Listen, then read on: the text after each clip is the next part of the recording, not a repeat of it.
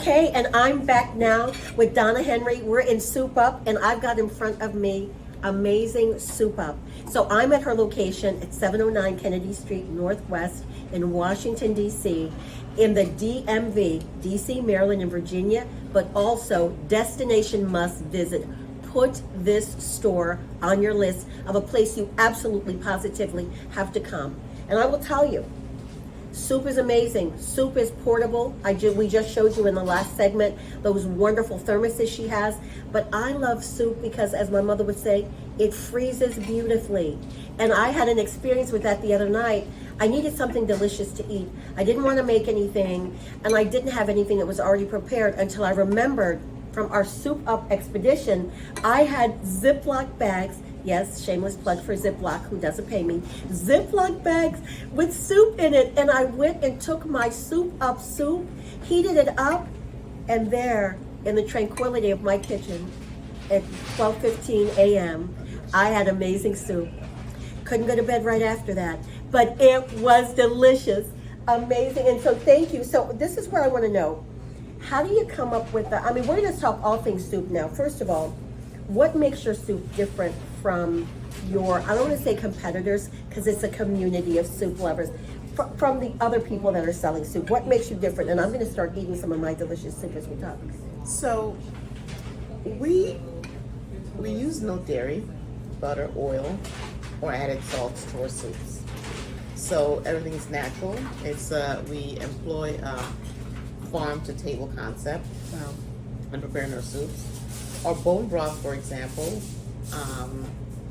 our beef bone broth, it's cooked for close to 24 hours. 24 hours of cooking? Yeah, so the bone is very, very soft, and we don't put vinegar or any of those other things that helps to take the nutrients or seep the marrow or whatever from the bone. We basically have it, it's done naturally.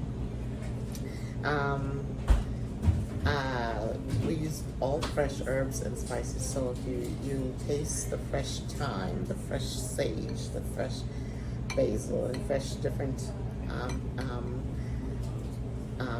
herbs that we get from, we would get from places from the Caribbean, from Asia, and we incorporate it in our meal. So you had the nerve to ask me, what do I mean by complex? And you just ran down a laundry list of all of the places that you get your fresh herbs from. Mm-hmm. I think you answered your own question. Okay. So this one I'm eating today is a limited edition for today. What's this one called? Well, that's non-dairy creamy white bean with roasted chicken and roasted corn. And navy beans in general is usually bland. They're bland. No, they are bland. So you have to dress it up. And so we basically dressed it up with all that other stuff, or chicken. They're roasted to perfection. And roasted to perfection. Okay, that she didn't even take any soft stabs that maybe it's really good. It's roasted to perfection. Yeah. So you've got the roasted chicken, and I heard you say organic earlier when you were talking to one of the individuals. Yes. So we try to, for the most part, we gravitate towards organic products. Now, I won't say that we are 100% organic, because there's certain things that I purchase that if it doesn't say we're 100% certified organic, then I don't claim it. But for the most part, we tend to go towards products that are just healthy and clean eating. The idea is just to give people something that is not going to make them feel bloated, i.e. the milk. Many of us are lactose intolerant. Yes. Have something that's not going to have you be, if you have some diabetes or some health issues where you're not retaining water because there's so much salt and sodium in your diet. And so everything is done naturally. We try to make everything done in a way that it will please the palate, the taste buds, and it does. And at the same time, your stomach will feel good. And that's the thing. So I don't understand how you can get all of this flavor. And this is a creamy. So when you tell me something is creamy, I naturally assume it's dairy. I'm going to have to bite the bullet because I really want it.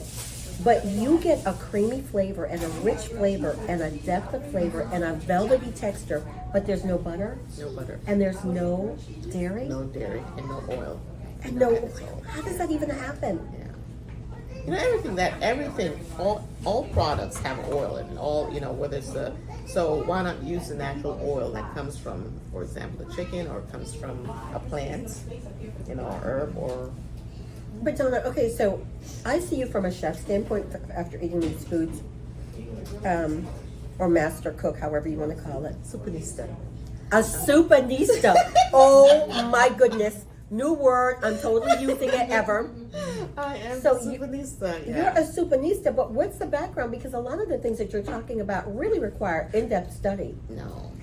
It requires just growing up in a household where people, men and women, appreciated food. Wow. Growing up,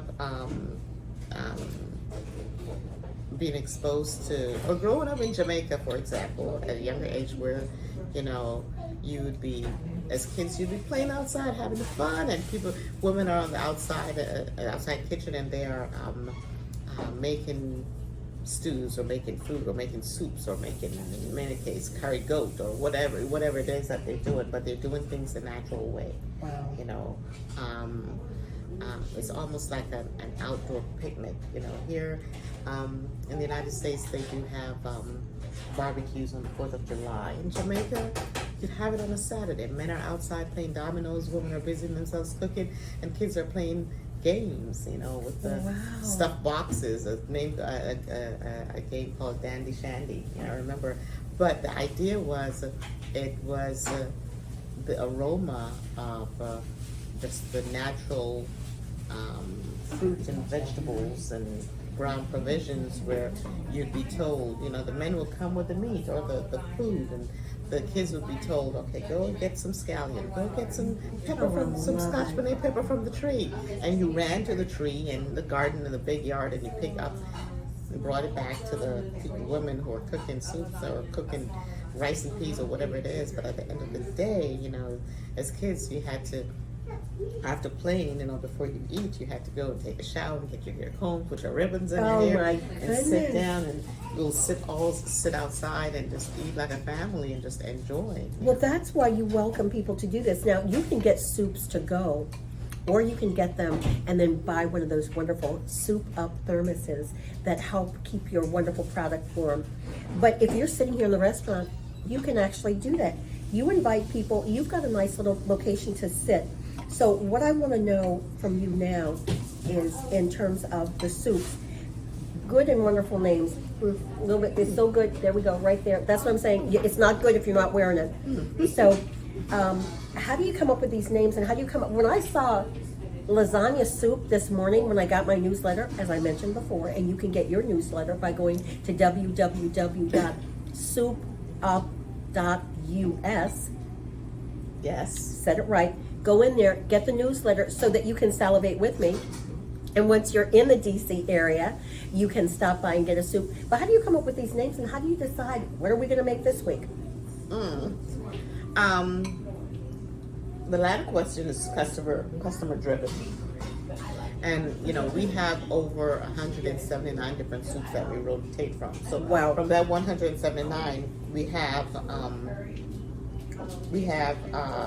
literally 60 soups that we would rotate from every week. And customers will say, when are you going to do the curry chicken?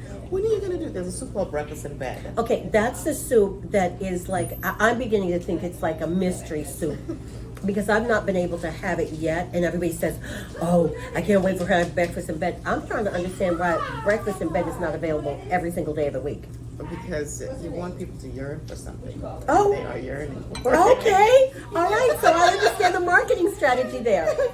And yeah, but it's a popular soup, just as our cashew chickpea with shiitake mushroom. That's a vegan soup. So we have vegan and non-vegan soups. And we have a list of and also gluten-free. So, you know, people have a choice. They can select from each and just enjoy. I love it. And then in addition to that, so quickly tell us some of the other products. Now I will tell you this. That's all right. So this is a button. This is cornbread, but if you saying, oh, my waistline can't take it, I've eaten so much, I've done this, I've done that, who can't have a little button? It's delicious. It's cornbread. It's just enough to satisfy you. And as one of my favorite comedians says, you can eat 1 or 12. But anyway, what are some of the other items you sell? Well, we soups. We do spring rolls, and we'll have that. And next, we do sweet yam with roasted apple spring roll, jerk chicken spring roll, jerk shrimp spring roll, jerk wild salmon spring roll, and we're going to introduce some jerk lobster spring roll in the spring. We don't do pork. That's it. We stay away from pork. Okay, well, that's fine. Yeah. Let me just tell you, we're going to be following up with Donna here on Caribbean Food Network on CFN because she is truly a destination must visit in the DMV.